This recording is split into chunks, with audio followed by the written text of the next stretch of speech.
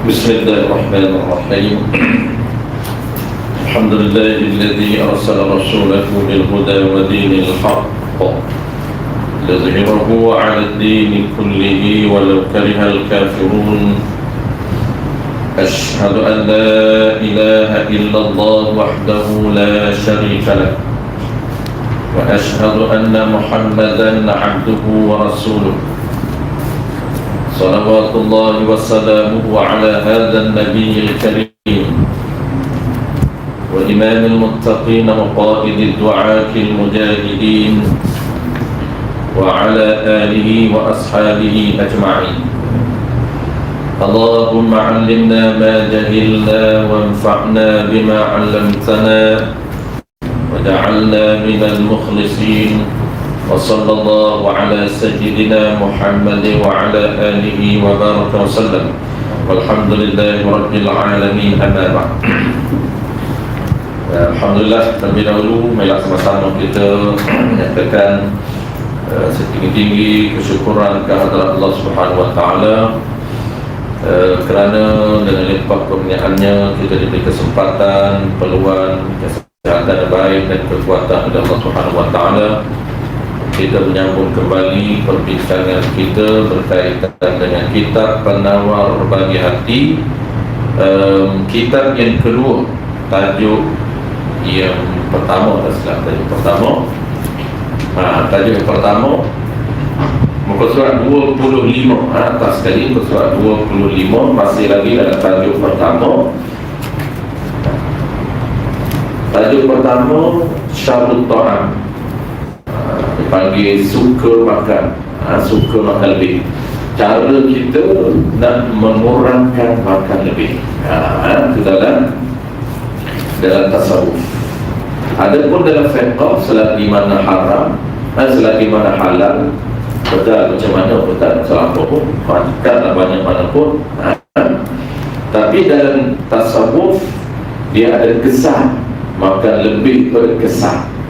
Dan lapar itu ada rahsia dia. Kenapa ulama suruh kurangkan makan? Kerana ada kelebihan pada lapar dan ada keburukan makan lebih. Walaupun kita bincang makan lebih halal, kan haram memang kena tinggal, tak boleh makan sikit pun. Jangan silap faham, ada orang tanya tak boleh makan lebih ni haram ke? Bukan, kita berbicara halal. Tasawuf, fiqh tu bicara cara nak makan benda yang halal. Tu ilmu fiqh. Ilmu tasawuf yang halal itu nak dikurangkan, supaya target kita, tujuan kita tidak mengganggu ibadat kita. Qala al-musannif rahimahullah ta'ala, dan ketahui olehmu bahawasanya bagi lapar itu beberapa faedah. Baik, tajuk kita nak bincang malam ni, kelebihan kepada faedah. Faedah lapar, faedah ataupun rahsia lapar dalam ilmu tasawuf. Ketahui olehmu, wahai orang yang salik, orang yang berusaha untuk mengingati Allah Ta'ala, berusaha untuk konsisten dalam ibadah. Itu tasawuf. Level tasawuf ni level paksa diri untuk buat ibadah. Itu level tasawuf. Level syariat dipanggil level betulkan ibadah. Apabila betul ibadat, tahu sembahyang macam mana betul, ibadat-ibadat lain macam mana betul, tutup aurat macam mana betul, macam mana cara kita nak beramal dengan peraturan yang kita tahu tu. Kalau peraturan berterabur, itu jangan langkau. Maksudnya jangan langkau ni, jangan cuba nak paksa buat ibadat, cuba paksa cari ilmu dulu buat ibadat. Ada setengah orang tu dia tak tahu ilmu, paksa lah buat ibadat, paksa bangkit tengah malam. Ya semayang terlampau ni, bangkit pukul 3 pagi buat apa? Buat tahajud. Anak-anak perempuan 2 kali hancur. Pertama, ibadat terampung, ibadat sembahyang. Yang kedua, kalau dia status isteri, kesalahan yang kedua, mendahulukan ibadat sunat tanpa izin suami itu adalah haram. Kerana isteri, ibadat yang besar berada di sisi suami, itu ibadat.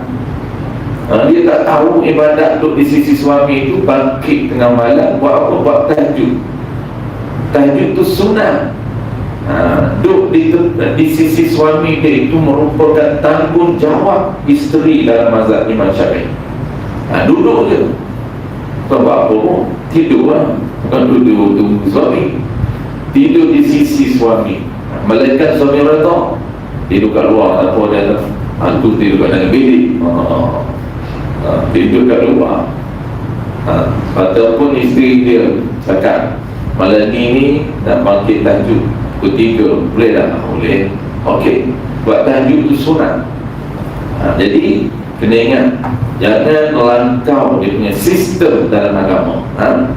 Kalau syariat itu, kita buat syariat, kita ambil tahu macam setiap ibadat, ambil tahu peraturan macam mana ibadat yang sah. Dan ambil tahu ibadat, kadang-kadang jenis-jenis ibadat pun dia tak tahu. Macam mana dia nak belajar jenis ibadat pun tak tahu. Yang dia tahu sembahyang, okey lah, sembahyang, ibadat sembahyang itu dia induk, dia tunggang. Ibadat lain dia tak tahu, boleh tahan.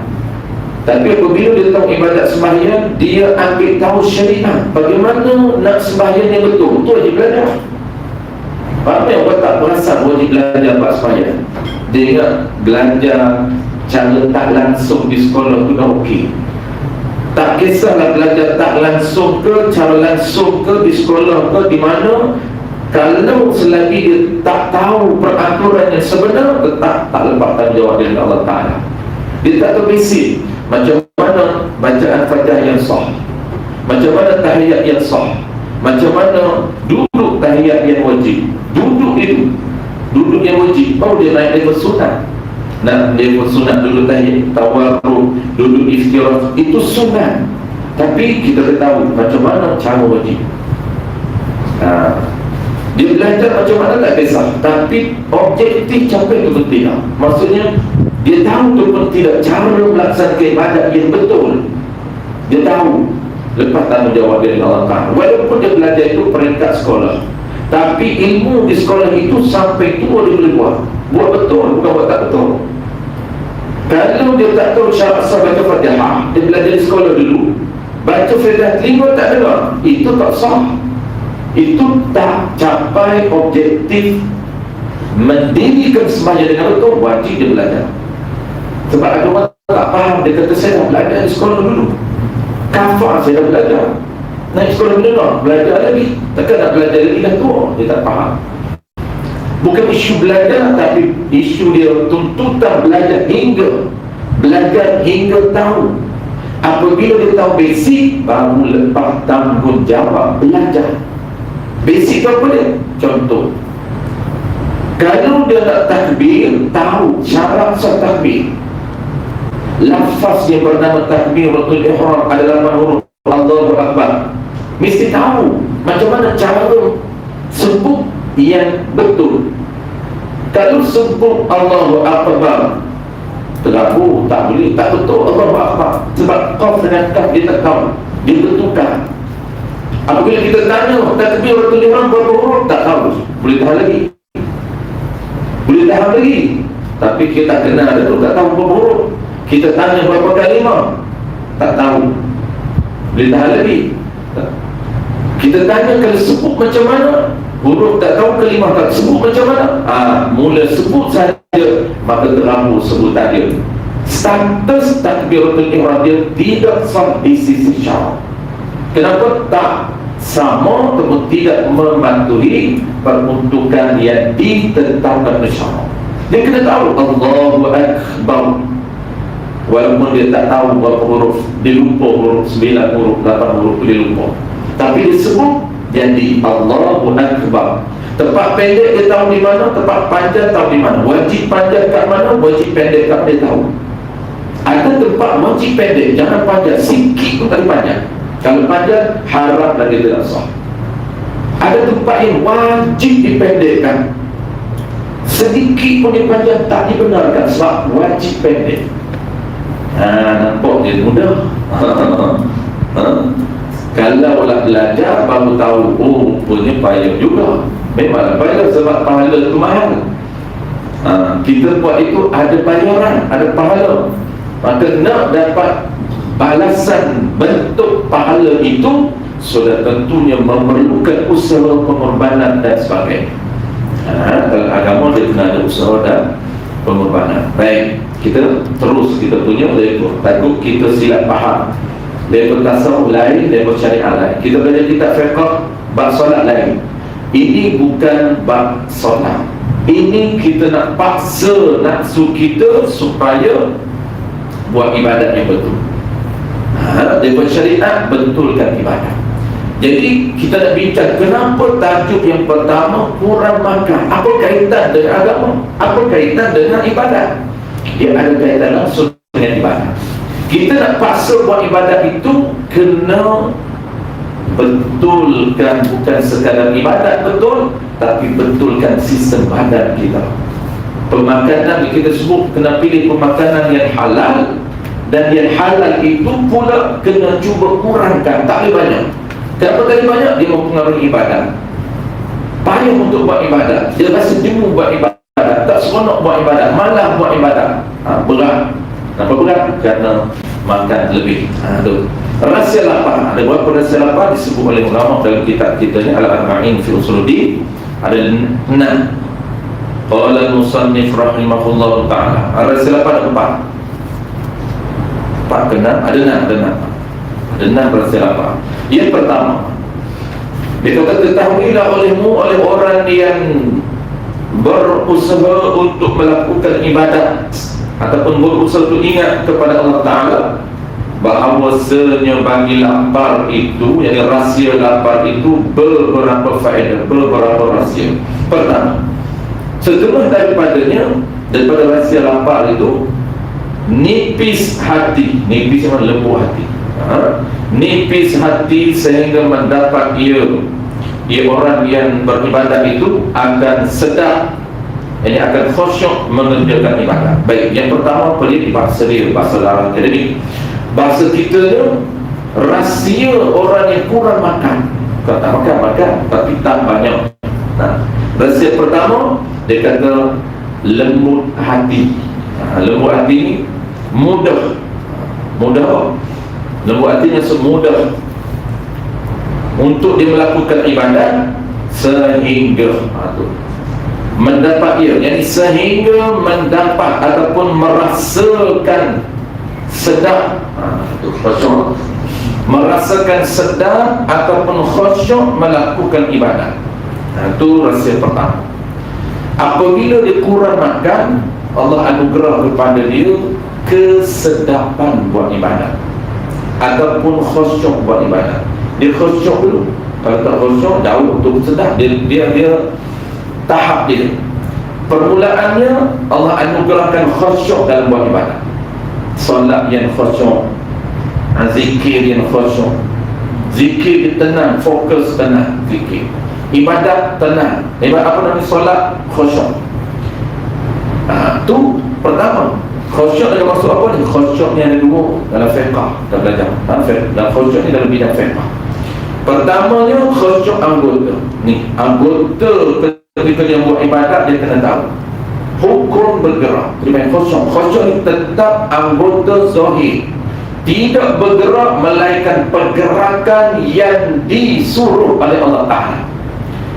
Dalam ibadat, khusyuk tetap anggota dia tidak akan bergerak anggota dia melainkan pergerakan yang disuruh di dalam ibadat. Apa maksud yang disuruh? Pergerakan wajib, pergerakan sunat. Jadi dia kena tahu dalam salat apa pergerakan sunat. Kalau dia tak peraturan, dia bergerak tak sunat harus ataupun makruh, maka tak dinamakan khusyuk. Apabila tak khusyuk zahir, sukar untuk khusyuk. Dia kena khusyuk zahir. Itu khusyuk ada dua. Khusyuk zahir, tetap anggota zahir, anggota tangan, mata jangan tengok lain, tengok tempat sujud, tangan jangan bergaul, walaupun gatal tahan jangan bergaul. Itu ni khusyuk tangan, khusyuk mata, mata fokus. Kenakan peraturan, bila boleh bergerak, bila nak angkat tangan. Mazhab Syafi'i angkat tangan sunat 4 tempat saja. Kita tak tahu 4 tempat, kita bedah je. Mana yang angkat je. Rakaat pertama nak naik ke rakaat kedua dia angkat. Rakaat kedua naik ke rakaat ketiga memang sunat pun. Rakaat ketiga naik ke rakaat keempat angkat. Kerja angkat tangan je. Maka tak akan dapat khusyuk dalam hati sekiranya dia tak khusyuk luar. Lepas tu kita sebut tadi tuan, nak dapat khusyuk kok manapun kena melalui proses. Punya proses dia memang kena mula dengan ilmu asas. Nak dapat khusyuk ini baru kita bicara khusyuk zahir, belum hati lagi. Sebab itu proses dia apa? Nak dapat khusyuk hati lagi tinggi, lagi dia kena follow peraturan lebih. Itu baru kita cerita khusyuk zahir. Khusyuk zahir, khusyuk hati. Khusyuk hati apa? Tetap hati, fokus hati, ingat kepada perbuatan dan ucapan salat. Dia ingat, dia duduk buat apa ni? Dia duduk rokok. Bacaan apa? Dia ingat Subhana rabbiyal azim wa bihamdi. Dan masa yang sama, dia kena tahu apa bacaan dia. Dia kena cuba tadabbur, cuba tafahum. Barulah dapat level yang satu lagi, nama dia sedar. Ini level pertama khusyuk. Barulah naik sedar. Sedap jauh lagi sedap. Untuk mendapat sedap dalam salat jauh, dia kena ikut proses. Prosesnya bagi dapat khusyuk dulu. Nak dapat khusyuk pula ada proses. Apa proses khusyuk? Pertama dia kena kenal Tuhan. Kerana Tuhan yang dia kena kenal itulah yang akan mencampakkan anugerah khusyuk dalam hati. Tenang dalam diri, fokus dalam diri. Yang kedua, dia kena tahu peraturan zahir solat. Kena belajar kitab fiqh apa peraturan zahir solat. Syarat sah solat kena tahu. Syarat sah melaksanakan rukun kena tahu. Perkara sunat dalam solat kena tahu. Perkara batal dalam solat kena tahu. Itu dia panggil peraturan zahir. Kemudian yang ketiga, ilmu yang ketiga, ni proses untuk dapat khusyuk. Ilmu yang ketiga dia kena tahu ikhlas. Apa makna ikhlas? Sebab dia kena paksa hati dia cuba solat semata-mata kerana Allah, bukan lagi kerana tanggungjawab. Mula-mula paksa, malam pun paksa, tak seronok pun paksa. Tak lama-lama kita rasa kita solat kerana Allah Ta'ala, bukan kerana paksa. Itu ikhlas. Barulah naik apa dia? Peraturan baik. Keempat ni, ikhlas ni dia duduk dalam peraturan batin. Mudah pecahan dia. Proses pertama kenal Tuhan, proses kedua mengenal peraturan zahir solat, proses ketiga mengenal peraturan batin solat. Peraturan batin, peraturan dalaman. Apa ni peraturan batin ni? Disebut oleh Imam, disebut oleh Syekh Al-Fatani.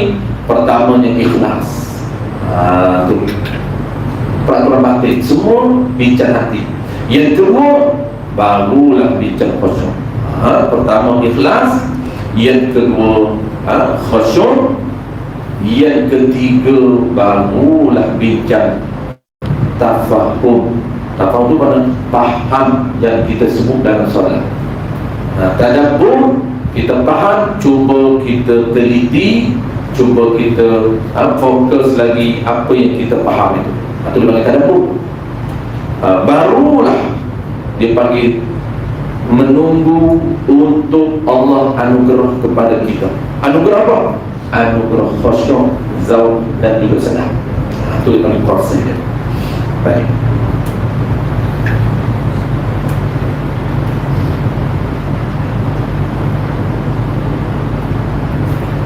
Yang pertama saya, yang kedua, qala al-musannif rahimahullah ta'ala, dan yang kedua, setengah daripada dan setengah daripada ni rahsia lapar yang kedua.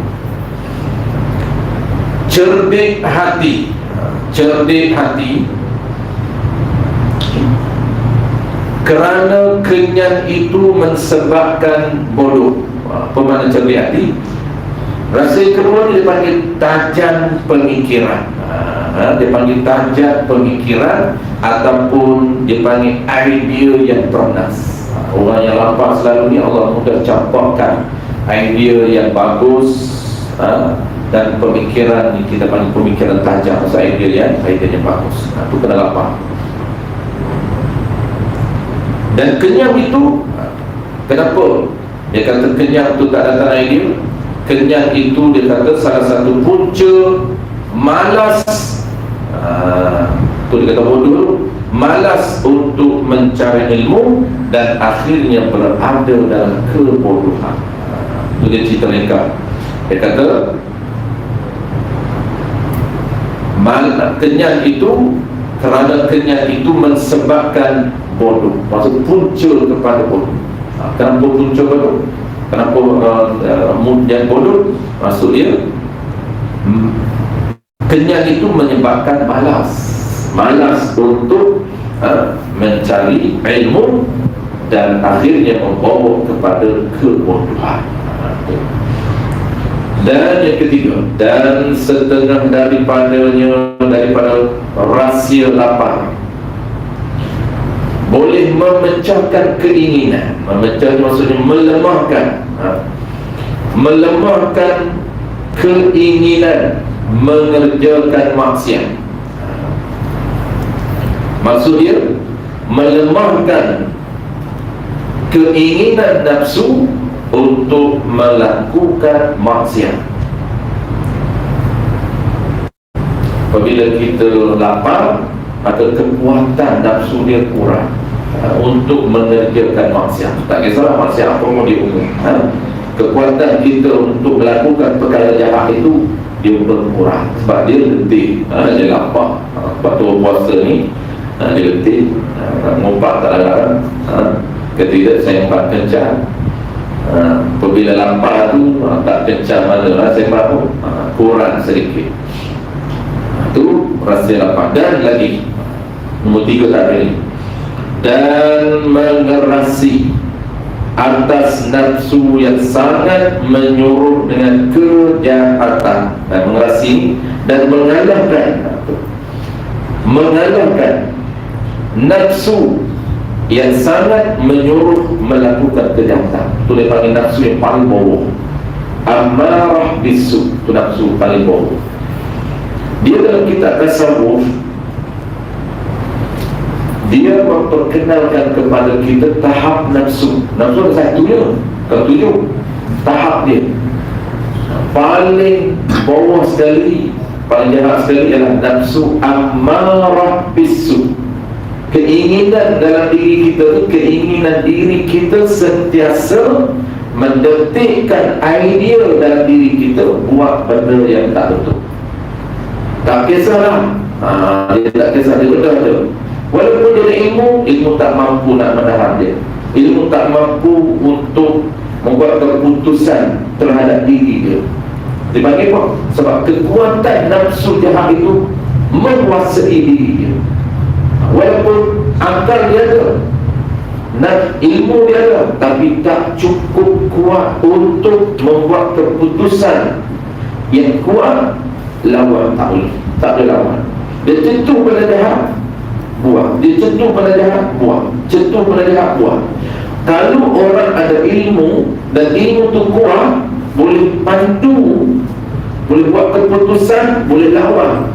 Centuh pada jahat, tak semestinya dia ikut. Centuh pada jahat, dia lawan. Sebab ilmu ni buat panduan, ni tak betul, ni haram.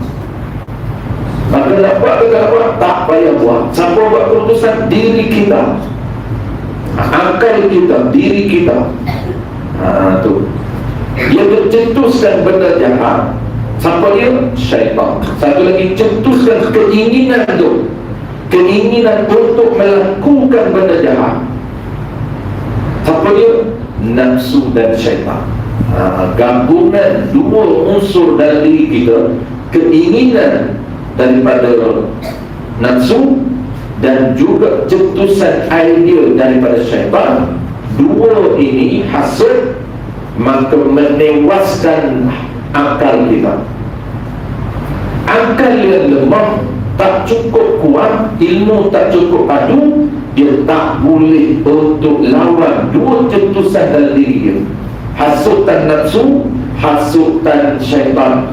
Akhirnya tewas. Apabila tewas, dia follow di mana? Dia follow sama ada cetusan idea daripada syaitan ataupun cetusan keinginan nafsu. Dua-dua itu. Tu. Jadi level yang paling bawah nafsu kita nama dia ammarah bisu. Dia naik sedikit, baru lawamah. Naik yang ketiga, multahamah. Kita ni duduk yang kedua, ketiga tu pun dah okey dah. Belum lagi naik level redha kamil, tu memang jauh. Kamil Nabi je, Nabi-Nabi. Kita ni mutmainnah, itu orang panggil nafsu para wali Allah, orang soleh, muqarrabin, orang yang hampir dengan Allah Ta'ala. Nafsu dia mutmainnah, maksud nafsu dia tenang. Apa saja akal buat keputusan dengan ilmu syarak, nafsu ikut.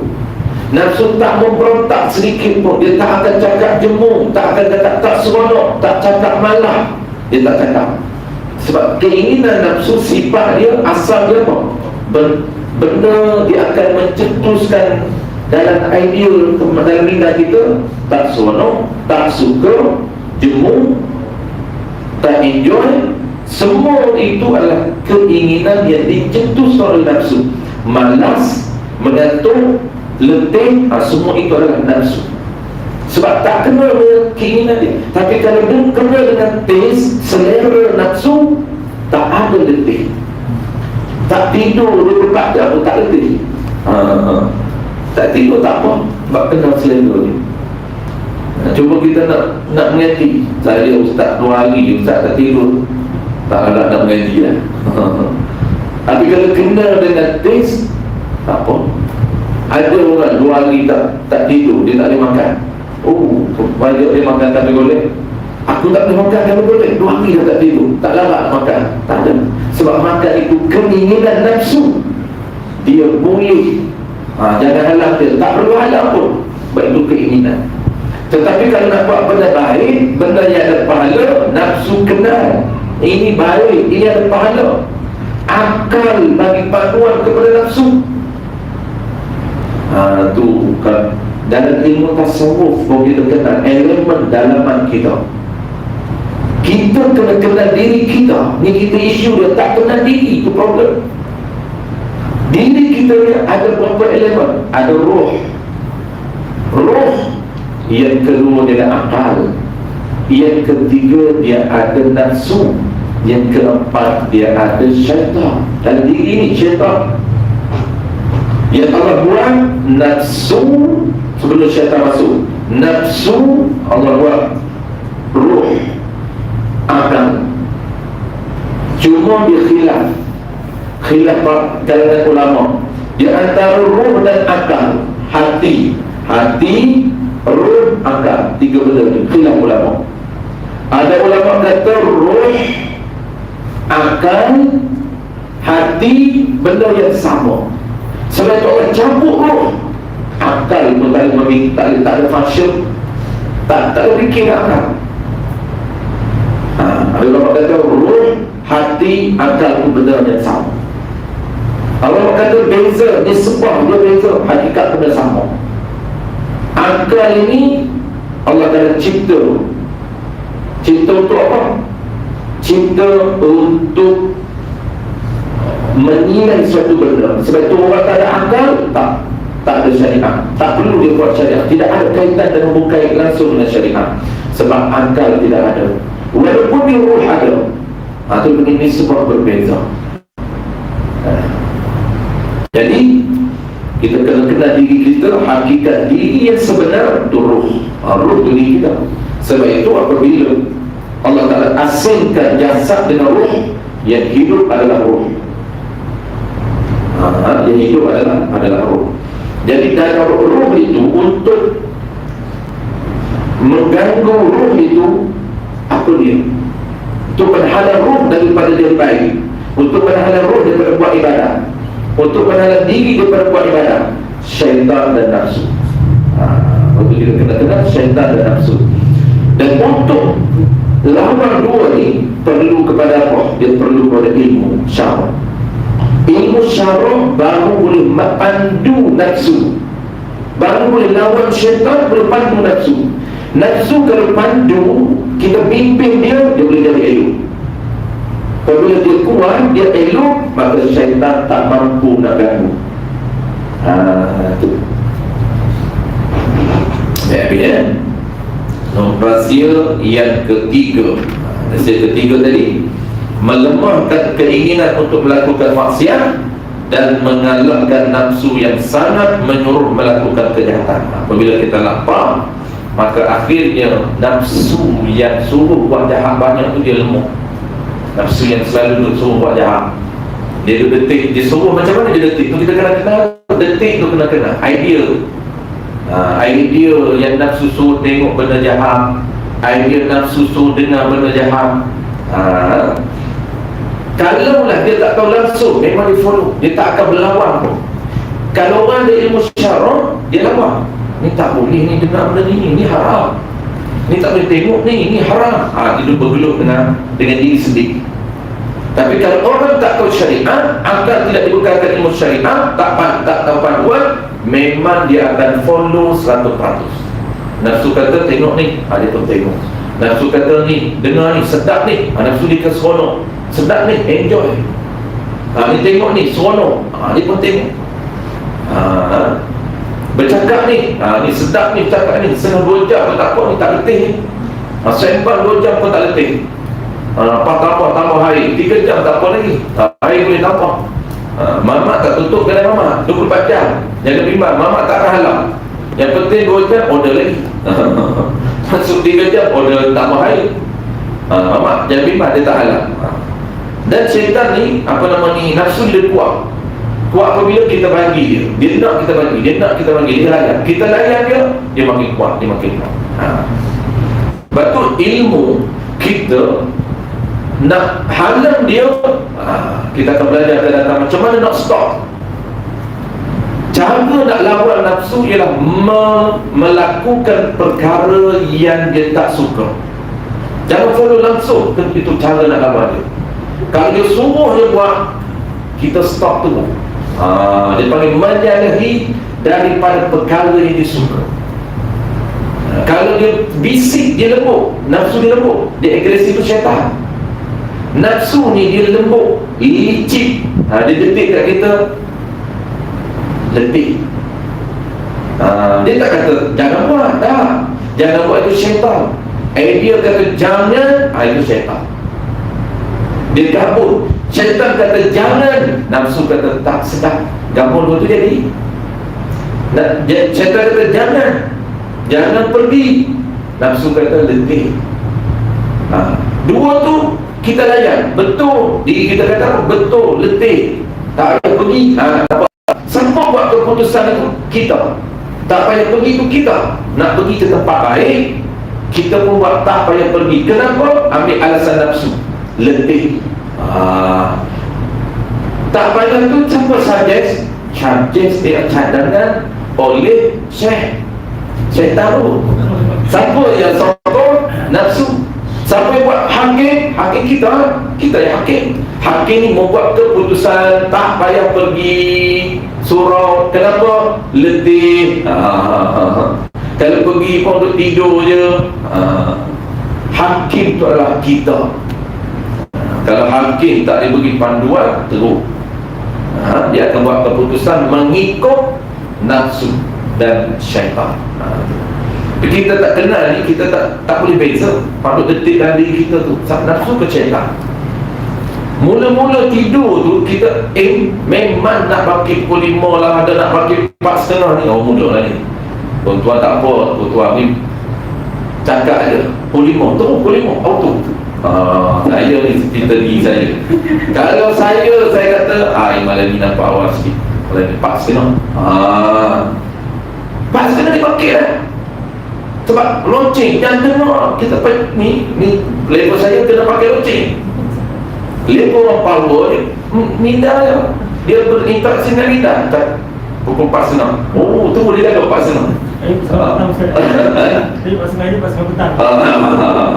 Itu lagi power radio. Saya tak pakai letih. Pak Senah dia bunyi, apa detik dia? Sekejap lagi. Dia pujuk. Hakim kita tak kuat. Pada diri kita tak kuat. Sekejap lagi lah. 5 minit. Dan kita ni awal-awal lagi kalah di nafsu. Pukul 4.30, 4.40, 4.50. Awal-awal lagi dia tak yakin. Dia tak yakin dengan nafsu dia. Takut tak jatuh. Dah pukul 5. Jadi 4.30 sampai pukul 5 dia bagi layan nafsu dia setengah jam. Nafsu kalau kita biasa layan, dia memang tak cukup. Atau kata bagi apa bagi minta apa? Bagi apa? Bagi betis minta apa? Nafsu memang dia perangai macam tu. Dia tak akan cukup. Kalau kita ajar 4.30 kita nak bangkit, biasa kita nak bangkit pukul 5. Lama-lama dia minta 5 minit ya. 5 minit je. Kita pun ayam. Betul lah 5 minit. Tidak pun banyak lagi masa kita kerja pukul 7 sebelum pergi kerja. Ada setengah tu pukul 8 betul nak kerja. Lama masa lagi. Nampak dia nak gerak masa kita. 5 minit itu hakim tahu nilai 5 minit itu bernilai hidup kita. Ibadat, boleh buat ibadat dah 5 minit, boleh zikir dah 5 minit, boleh baca Quran dah 5 minit, boleh buat sunat dah 5 minit. Dia cuma nak tarik walaupun 5 minit. Itu kelicikan nafsu. Nombor 4, dia ada 6 tu semua. Dan setengah rahsia lapar. Yang keempat,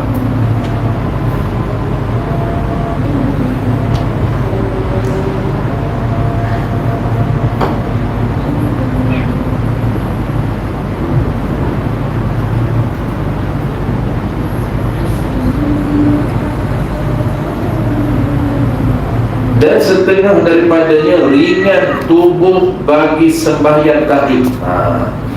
Ringan tubuh bagi sembahyang tahajud. Nombor 4 maksud ringan ni mudah untuk bangkit mendirikan solat tahajud. Itu rahsia lapar.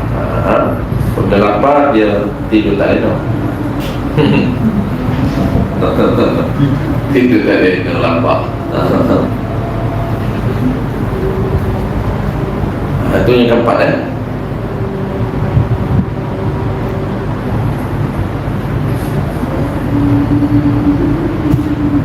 Itu azan kan? Azan surah kan? Oh, okey. Kalau azan ni tak sunat jawab kalau azan surah sunat jawab. Nombor 4, tolong sekali nombor 4, mudah untuk mendirikan, ini bangkit mendirikan solat tahajud. Dia sebenarnya dia bukan nak pada tahajud. Rahsia lapar ini dia bukan nak kepada tahajud sahaja. Contoh, dia panggil apa tahajud ni?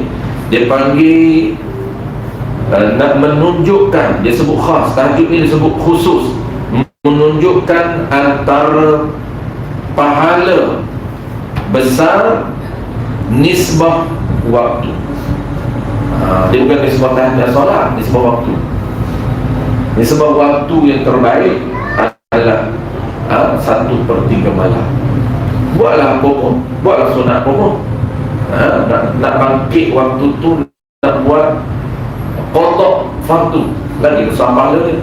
Sembahyang fardu tapi qada isyak, qada subuh dulu 20 tahun dulu. Sembahyang dalam keadaan terabur dulu.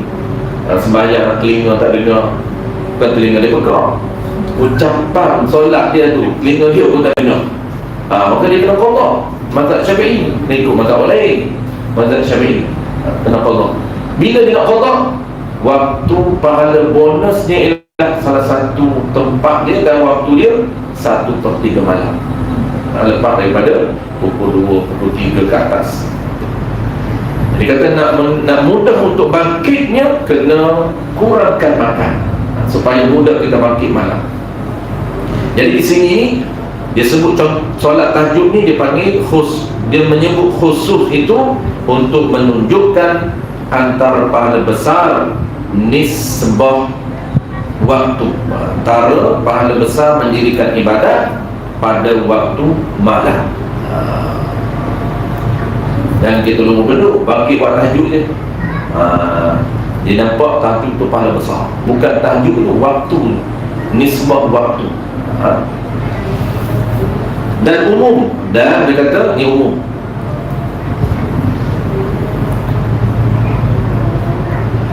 Dan mengerjakan ibadah, ni umum. Dan meringankan badan untuk melakukan ibadah, ni umum. Kalau tahajud khusus untuk mengerjakan ibadah pada waktu malam. Jadi apabila dia kurang makan tak banyak, mudah untuk bangkit buat ibadat tengah malam. Nak buat ibadat apa? Buatlah apa pun ibadat. Baca Quran, sembahyang sunat, sembahyang wajib, qada. Nak pada waktu. Dan ni umum. Dan ringan badannya untuk melakukan ibadat. Apabila dia tak kenyang, dia duduk dalam keadaan yang tak terlalu kenyang selalu, sederhana dia perut dia, maka mudah untuk dia melakukan ibadat. Ni tidak umum. Siang malam tak kisah. Ibadat apa umum. Nak solat pun mudah, nak pergi belajar pun mudah. Dan tidak, kalau kenyang ini kacau, nafsu dia kacau. Nafsu mudah untuk cetuskan idea, letih, tak seronok, tak suka, semua tak. Tu letih tu sebenarnya kita kena faham nafsu. Walaupun badan kita memang letih pun, memang badan kita letih. 8 jam tu tempat kerja, balik dah kena kuliah maghrib lagi, tak letih. Memang betul dia cakap letih tu betul. Cuma wal nafsu ni kalau kena dengan stage dia boleh tahan letih tu. Walaupun 8 jam kita di office, balik kena buat kerja lagi. Cuba buat kerja yang kena dengan nafsu kita. Okey dia mata dia, badan okey kan. Umi nak jogging, dia boleh jogging dia. Letih 8 jam pun. Balik rumah terus dia buka seluar, londeh semua, terus keluar jogging. Balik bila maghrib lah. Banyak tanya maghrib dengan isyak jamaah. Balik hampir maghrib, balik jogging pun jamaah terus je. Hidup jamak 20 tahun, 30 tahun, pecek baru insaf. Pecek barulah nak datang surau. Ada orang cerita kat saya, tapi sepatutnya tak cerita. Dia kata, Ustaz, saya ni nak qada. Macam mana nak qada? Saya kata, qada macam tu. Nak qada macam mana? Tak, dia kata bila. Kita tahu dah, dia tanya point dia bila nak qada. Saya kata qada ni bila boleh. Tak perlu tunggu waktu dia. Nak zuhur qada dalam asar boleh. Dia asar lepas asar tak boleh solat. Tapi kalau qada boleh. Dia kata sebab saya dulu belum pecing, saya jarang solat besar. Saya kata kenapa jarang solat? Balik jeng. Nak sampai rumah maghrib, asar tepat dia tak solat asar dia tak. Dua benda dia. Saya kata tak boleh batal cerita lah. Yang penting qada dia. Dia maksiat kita haram kita muka dendam pada orang. Bukan maksiat orangnya. Kita bincang dulu bab mengumpat kan. Mengumpat haram. Satu lagi yang haram, mendedahkan aib sendiri tak boleh, haram. Cerita dulu zaman muda kita ni tinggal solat, zaman muda kita ini hero lah kita, hero Malaya lah kita. 10 orang tak cukup lah wanita. Masa duduk ada tahta, tak perlu cakap aib, haram. Mendedahkan maksiat zaman lampau, haram. Bukan sunat. Qaul muktamad kata wajib sembunyikan aib kita daripada pandangan orang. Maksudnya kita kesalahan kita bertaubat kepada Allah Ta'ala, tak perlu dedah. Melainkan kita kena dedah itu isu minta maaf dengan orang, itu kena cakap. Saya dulu 20 tahun dulu saya mengumpat kat Tuan Haji. Kena cakap tu. Dulu masa Tuan Haji jadi DP surau, saya cukup tak puas hati dengan Tuan Haji. Itu kena cakap, barulah dia boleh maaf. Tuan Haji tu pula tak tanya, yang isu apa? Saya nak tahu dulu, baru saya maaf. Kan jawab Tuan Haji pun. Mazhab Syafi'i dia tak boleh, mazhab Hanafi boleh. Mazhab Hanafi Maliki dia lebih ringan cara taubat. Dia dah cerita je, cerita kesalahan tak perlu detail. Tapi mazhab Syafi'i dia kena detail. Detail secara taubat dia. Kalau 10 kesalahan dia tak boleh satu je, dia kena 10.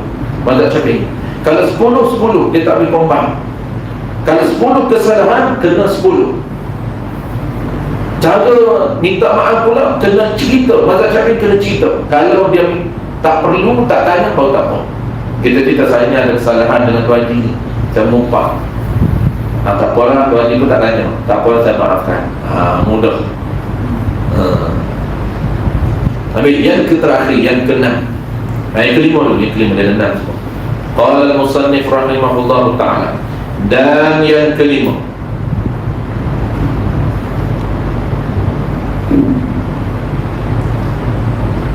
dan hilang mengantuk. Ini kelima.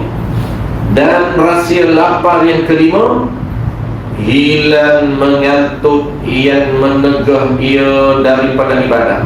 Apa maksud dia? Maksud dia menghilangkan lapar-lapar ni, dia boleh menghilangkan rasa cepat mengantuk, tak mudah mengantuk. Dia kenyang, mudah mengantuk. Kalau lapar ni dia tak mudah mengantuk. Tu mengantuk yang mana? Yang boleh menghalang daripada ibadah. Kalau mengantuk tak ada ibadah, tak apa, itu tak ada salah apa. Mengantuk ni tapi tak boleh jadi ibadah. Dia pun buat ibadah macam biasa walaupun mengantuk. Ni mengantuk macam mana ni? Mengantuk yang boleh menghalang daripada ibadah. Kalau mengantuk pun mengantuk buat ibadah dulu, tak semayang mengantuk. Ada jenis ibadat yang mengantuk pun buat juga, letih pun buat juga, lawan paksa diri. Itu dia panggil paksa nafsu. Mengantuk kan mengantuk lah. Duduk juga dalam majlis ilmu, lawan juga, tu panggil lawan nafsu. Lama-lama nafsu pun tak boleh buat apa, surrender. Nanti akan kita di Imam Ghazali ajar tips macam mana nak lawan nafsu. Nafsunya apabila kita lawan kerap dia, maksudnya kita konsisten lawan, akhirnya dia surrender. Dia surrender, terpaksa dia follow. Dia follow tanpa memberontak. Dia tak berontak pun, maksudnya tak akan cakap pun tak kita letih, tak akan cakap pun tak seronok. Dia tak cakap, senyap. Lama-lama tu dia timbul, mula dia jinak dan mula dia ikut, dia ta'at. Itu dia panggil nafsu ta'at kepada kehendak kita. Apabila dia ta'at, nafsu yang elok, dia akan mengeluarkan keinginan yang elok. Mula keluar perasaan daripada dia, seronok. Seronok? Seronok buat ibadah. Nak dapat seronok tu lah, bukan senang. Dia mula dengan jemur dulu. Dia mula dengan menyampah dulu. Aku nak habis 1 jam menyampah. Puasnya betul lah, sekejap kiri, sekejap kanan. Dia betul kaki, tak siap-siap lagi. Sebab nafsu dia tak suka. Buat ibadat lagi lama lagi tak suka. Dan kalau boleh kita ni nak cepat, semua nak cepat, maka tak cepat. Sebab itu selera dia. Tak nak cepat, maka itu selera. Kalau kena dengan selera, dia tak kena cepat. Tapi kalau tak kena dengan selera, semua nak cepat. Sembahyang nak ekspres, lepas tu terambil cara cepat. Cari iman ekspres. Nak mengaji pun cari cepat. Mana ada orang baca sampai 2 jam? Tak ada, lari awal balik kita. Cuma nafsu kita dia kena latih. Jangan bagi tu banyak kat dia. Itu semua Imam Ghazali dah ajar. Kalau kita orang baru dalam nak buat ibadah, kena pandai handle nafsu. Jangan tunggu kita sajikan kat dia barang yang ibadat itu dengan banyak tu, tak boleh, dia berontak. Dia takkan datang lah. Memang sekali tu lah. Ustaz baca 2 jam, 1 jam 40 minit. Dia kata ni awal dan akhir. Jangan alat tu nak datang bulan depan. Dicampur cakap tu, diri dia. Daripada siapa? Daripada nafsu. Itu dia panggil percakapan dia hasil daripada bisikan nafsu dia. Jadi kita kena pandai handle nafsu. Nak pandai handle, kena ada ilmu. Ilmu apa? Ilmu tasawuf. Ilmu fiqah, dia ada cara betulkan syariat dia.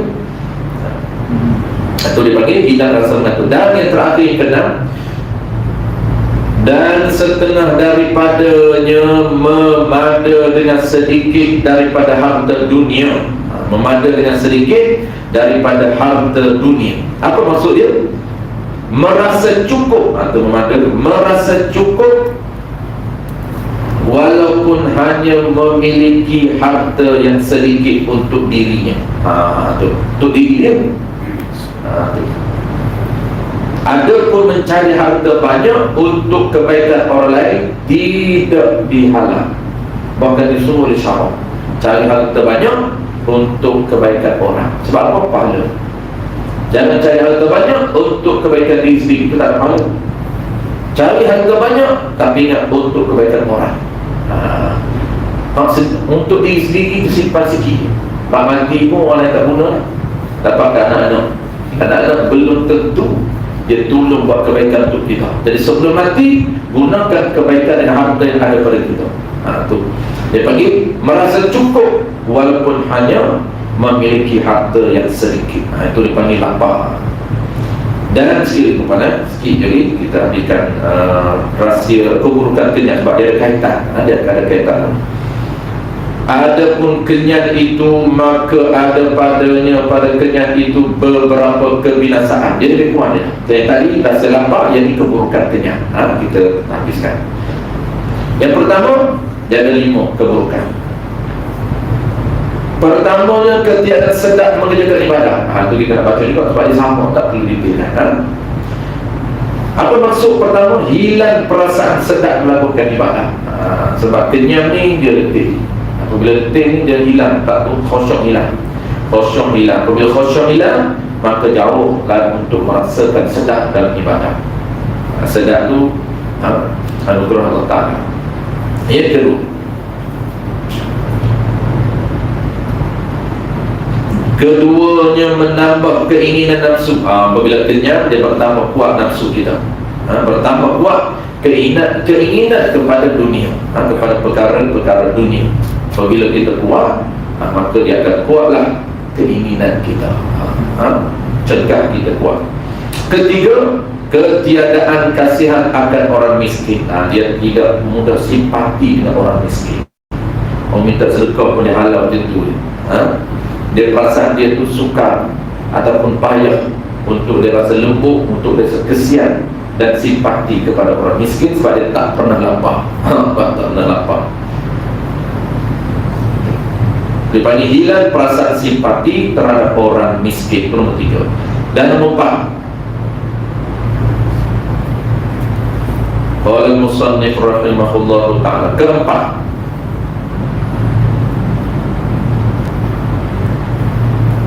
belum kerana tu. Ketiga tadi adalah ketiadaan kasihan akan orang miskin. Kenapa? Kerana apabila dia kenyang, nescaya menyangka dia akan sekalian manusia semuanya kenyang. Bersana lapar, maka ia sebab punca bagi kasihan, belas, ini bagi simpati akan orang miskin. Dan inilah setengah daripada hikmah wajib puasa. Dan keempat, keburukan kenyang yang keempat, lemah daripada mengingat akan ilmu. Lemah ni sukar. Yang keempat ni sukar untuk menghafal ilmu yang manfaat, khususnya ilmu syarak. Ilmu syarak ni dia mahal. Dia suka nak ingat walaupun jenis. Lepas tu orang ingat, dia samakan dengan ilmu akademik. Apabila otak dia A+, genius, dia kata simple dia ilmu syarak. Ya, dia faham, tapi untuk recall dan untuk apply tak semestinya mudah. Sebab ilmu syarak dia know. Dia know ini, dia cahaya ini boleh tak pandu. Pandu ni boleh tak guide dia. Boleh ataupun tidak berdasarkan kepada diri dia. Dia tak sama dengan akademik.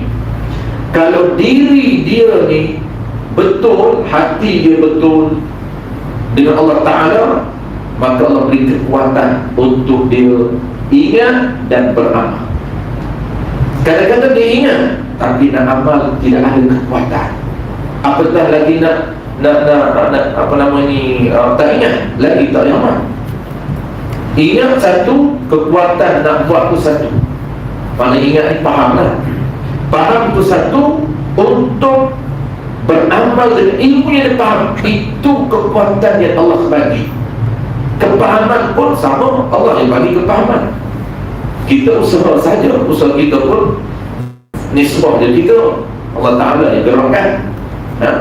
Cuma nak cerita, kepahaman itu Allah Ta'ala bagi, terpilih bagi sesiapa dia nak bagi, dan kekuatan beramal itu juga Allah bagi.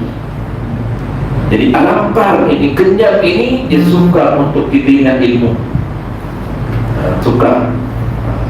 Lapar itu mudah untuk ingat, dan mudah ingat, maka satu tahap lagi, minta dengan Allah mudah untuk Allah beri kita beramal. Nak amal dengan ilmu yang kita faham itu, itu satu hal. Dia tahu nak tahu, tapi nak buat tu tak jadi. Ketika nak buat tu tak jadi, dia letak lagi style lama. Takbir itu pelajaran.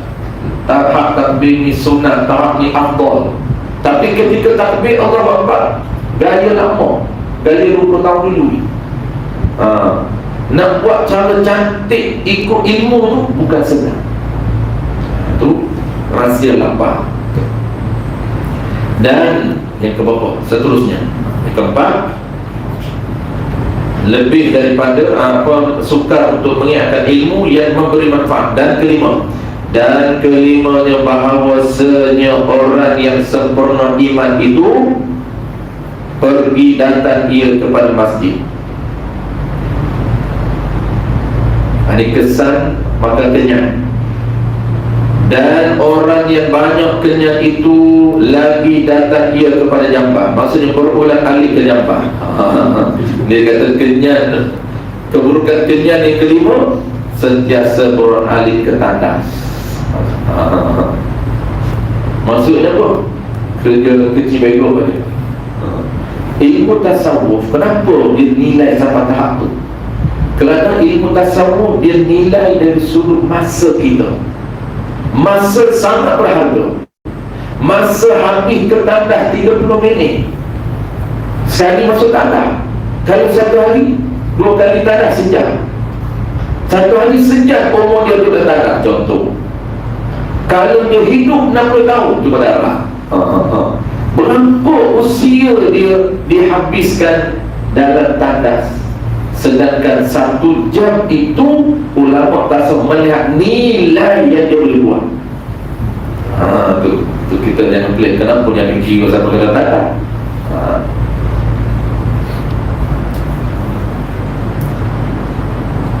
Dan jika engkau kata sesungguhnya telah jadi kenyang itu adat bagiku, adat saya jangan lapar ni, kena duduk kenyang je. Dia kata saya ni kenyang ni standard bagi saya, adat. Maka betapa aku meninggalkan dia tak kenyang. Maka bagaimana cara aku nak tinggal kenyang? Sebab kenyang tu dah jadi biasa bagiku. Lapar jangan. Malaikat puasa Ramadan je baru tahu lapar. Setahun sekali je lapar. Ramadan. Di sini kami tak perajin puasa, tak lapar lah. Hari ni pula keempat puasa pula sekejap je tak lapar. Dia bersahur tu tak sempat lapar. Hantar sahur tu pinggan, mana lapar. Orang sahur tu bukanlah nak cover sampai 2 kali lak dan apa cover makan tu. Sahur tu sunnah. Dia sahur siap-siap cover 2 kali makan. Dia kata macam mana kenyang dah jadi adat bagi aku, dah standard dah bagi aku, macam mana aku nak lapar? Maka dijawab oleh Imam Ghazali rahimahullahu ta'ala dalam kitab dia Al-Arba'in fi Usuluddin, bahawasanya yang demikian itu, yani cara nak kurang makan itu mudah atas mereka yang mendaki akan dia akan kurang makan dengan diasuh, dengan cara dikurangkan makan itu secara berasuh-asuh. Ini menutup keburukan ni, dia nak masuk topik lain. Lepas masuk topik lain, dia tutup dengan cara tips nak kurang makan. Sebab mula depan kita nak bicara portion makan. Itu semua tu bukan kita punya. Portion makan, ulama 6 hari sekali makan, Abu Bakar 6 hari sekali, makan syair. Paling lengkehnya sehari makan sekali. Memang tak ada lah portion nak pakai ulama punya, pakai portion kita je lah. Satu hari 3 kali makan. Sarapan pagi, makan tengah hari, makan petang. Itu hak ilurah. Sebab kita malam pun kita makan. Kita baca ni, mana yang kita boleh amal, kita amalkan. Itu akan datang. Jadi dia tutup macam mana? Dia kata, kalau tanya aku lah, Imam Ghazali kata, maka aku akan cadangkan bermula nak, dia kata nak tinggal makan, tak boleh tinggal teruk. Jangan teruk makan sikit, tak boleh. Ni Imam Ghazali bagi tip, dia buat. Dia kata kena kurang secara beransur-ansur. Kalau biasa makan 2 pinggan, kurang makan 1 pinggan setengah. Makin lama, hilangkan, tinggal 1 pinggan. Dan 1 pinggan tu pula kurangkan, makin sikit sehinggalah sampailah betul-betul kadar portion kita saja, untuk kenyang saja. Dia kata macam mana? Beransur, dan iaitu bahawa mengurangi engkau pada tiap-tiap hari daripada makanan engkau di hari yang biasa kadar sesuap hingga mengurangi engkau akan sepinggan di dalam sebulan.